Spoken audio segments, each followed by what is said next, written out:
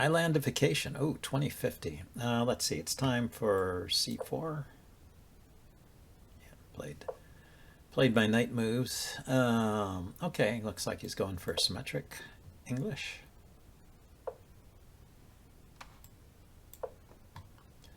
See how symmetric he wants to go. And goes with the bishop. And the knight. Okay, so we're still symmetric. Is he going to go with e5 too? We got a little variation there. Okay.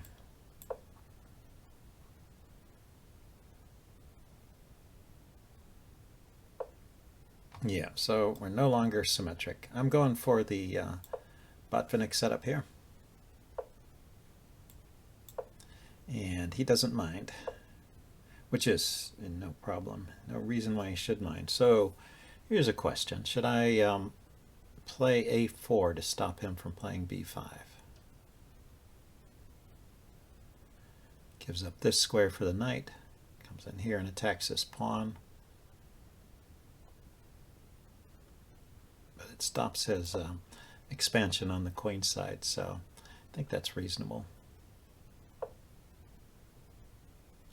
He's going to try and push it through anyway. Okay, let's see. With the knight here, if I play bishop e3, he'll play knight g4. So let's stop that.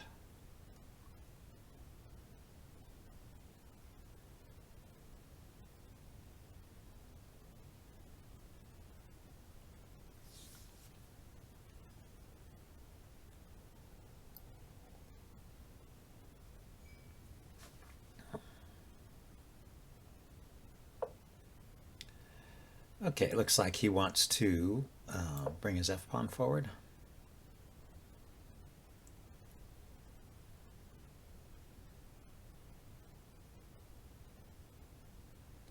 I'm going to line up my queen and my bishop here. So he goes for the hole in the Botvinnik setup. That's a very reasonable way to play. It's hitting this square too.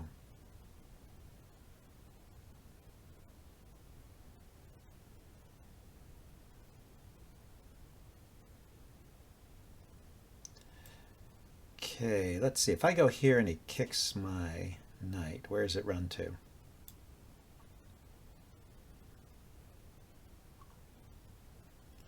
Comes to f4 and he can kick it again. And it doesn't really have anywhere to go from f4. This is covered, this is covered.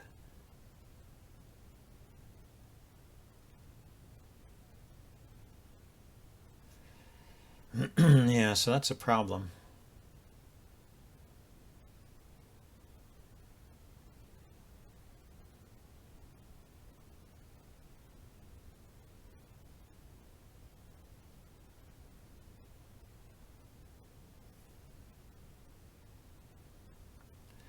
Well, it stops me from playing my queen here. I could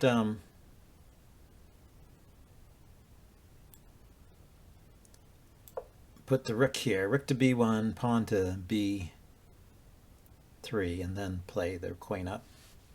But queen up directly, I thought, well, rook to, or knight to b3 was a fork of the queen and the rook if I put my queen on d2 first.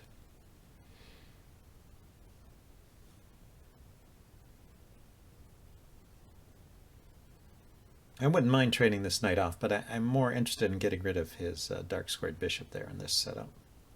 So I don't want to give up this bishop for that knight. And I can't take it with the knight because he'll come back with the fork. So that's why I'm doing this slow kind of maneuvering thing here.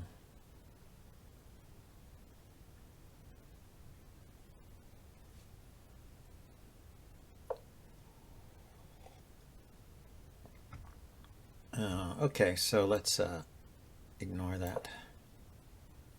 Got to get on with my own plan. Can't always be dancing to the tune of your opponent.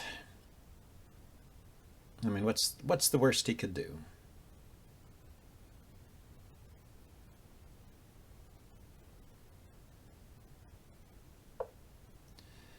Brings another knight in. Ah, that's interesting. Okay, so now I can do this. And then after that, I can trade off his knight. And I should be okay after that, I think. We'll see.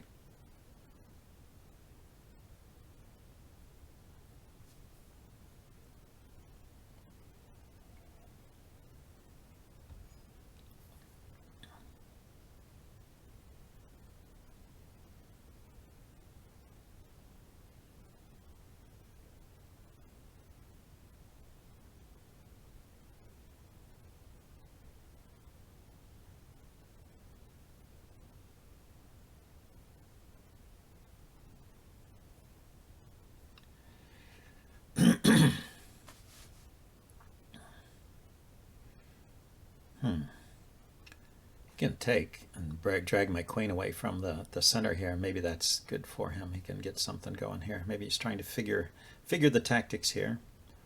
Or maybe he can just start taking stuff over here.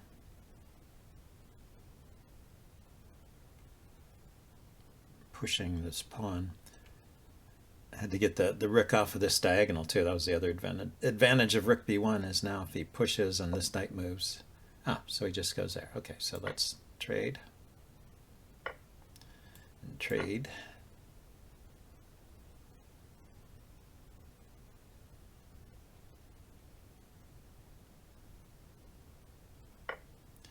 And now, where does the knight go?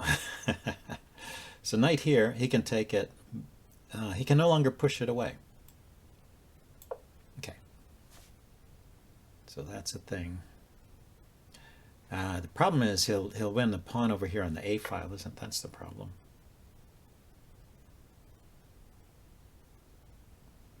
Can I do something clever here like this? Maybe this will help a little bit.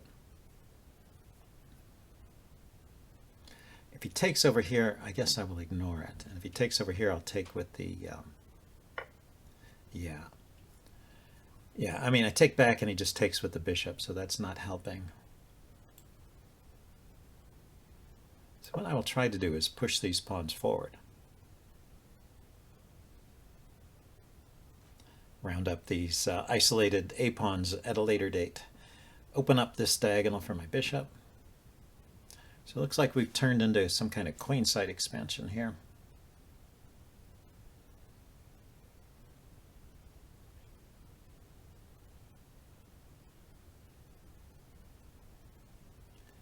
Or central. You know, if I can push forward here, get these pawns rolling, it not only opens up the bishop, but it creates threats of promoting those pawns.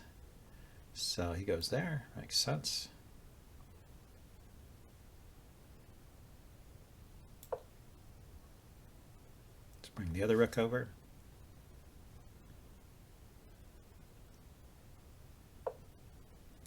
And he pushes on the king side. Okay, so let's get our counterplay going here on the queen side.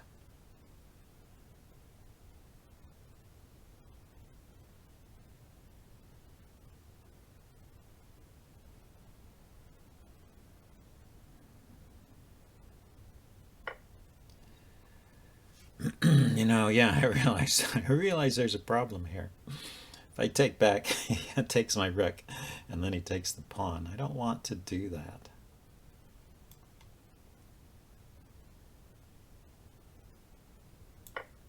Let's try and gain a tempo on his queen. I really wanted to take back with the pawn, but I didn't want to lose the c-pawn, and that would kind of undo the point of taking back with the pawn. Kind of undo it.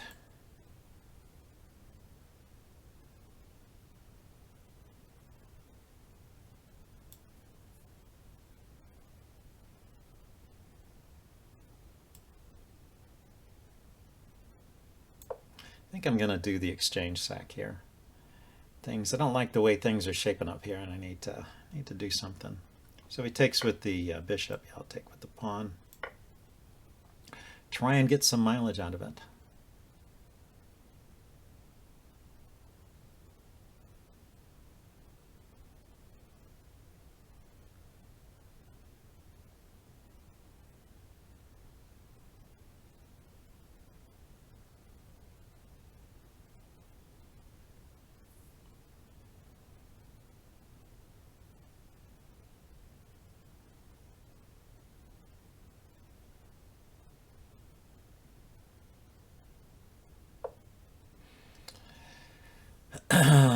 Yeah, he is going after that.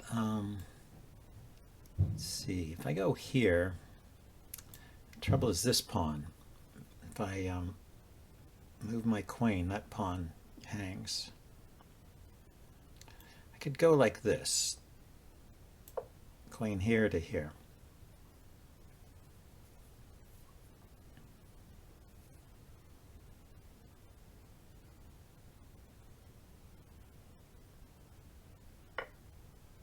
And he just gives back the exchange. So maybe the exchange sack was okay there, but unfortunately now I'm in a worse position. Okay, if the queen comes here, I'll take this pawn, I guess.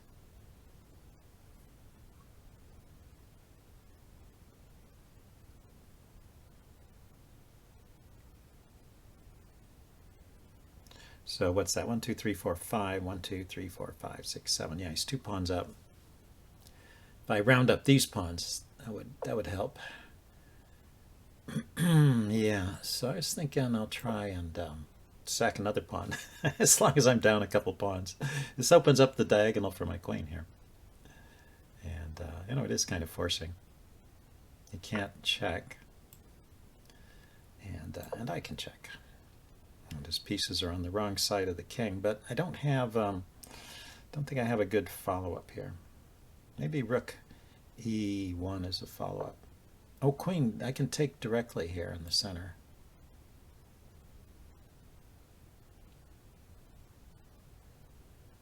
Is it better to start with rook e1?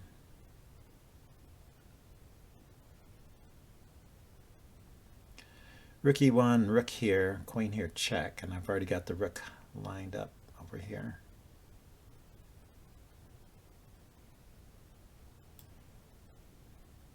Or I take here directly. I'm also looking at the b pawn here, and the d pawn.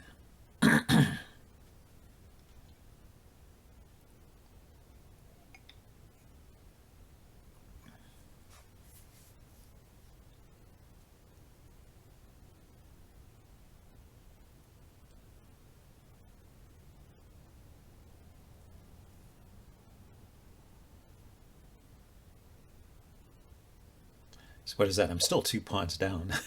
Yeah.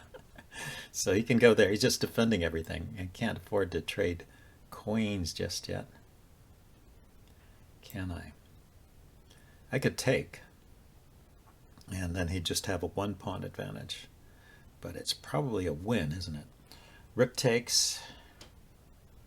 He has the check. That doesn't do anything. But I'm more worried about he takes the queen. I take back.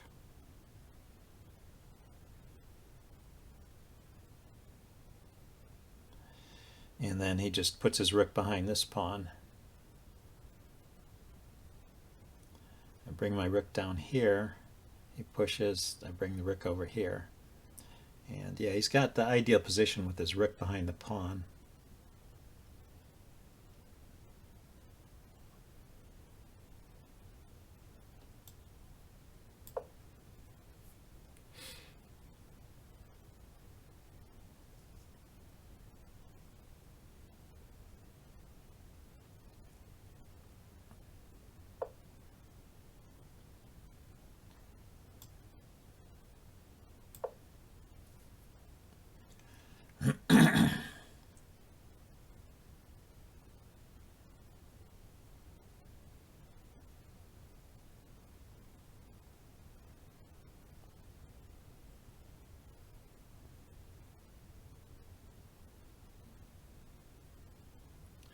So I'm getting the b pawn after all.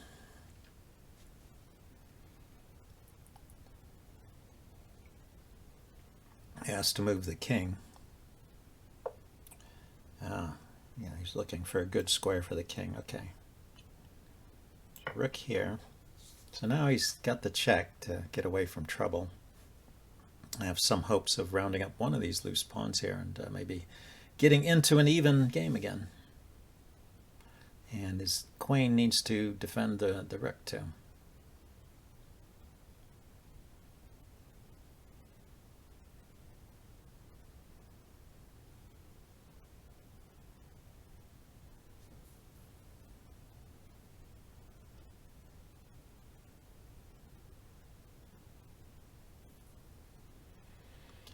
And let's see, doubling on the 7th looks like an idea here. Yeah, so he goes for the check. Gets his queen out of trouble. Ah, he goes for the exchange. I didn't see that check. I was thinking he had no check back on this diagonal. But he does have a check. Okay, so I have to take. But then I get this pawn. I guess he will try and round up my pawn, yeah. So he stays a pawn up.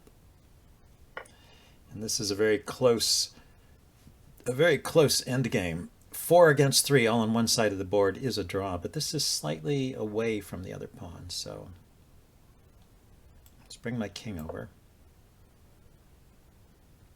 So I don't know. And also 4 against 3 is a hard draw. It's black in this case has very good chances of holding the draw. But he didn't defend that pawn.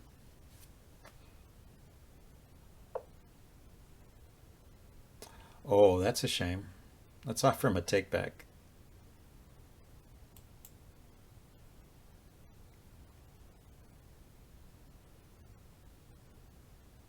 He offers a draw. Okay, I'll take the draw. You know, it would be a shame to win a game like that. He must have had it set for no takebacks, because I was going to offer him a takeback and it wouldn't let me do it. Yeah, I would not feel good winning the game that way. It was such an obvious mistake. He must have meant to go here. I would take. It's probably should be a draw anyway after that. So anyway, that was a very interesting game. I will upload that and do a postmortem. See you guys later. Bye.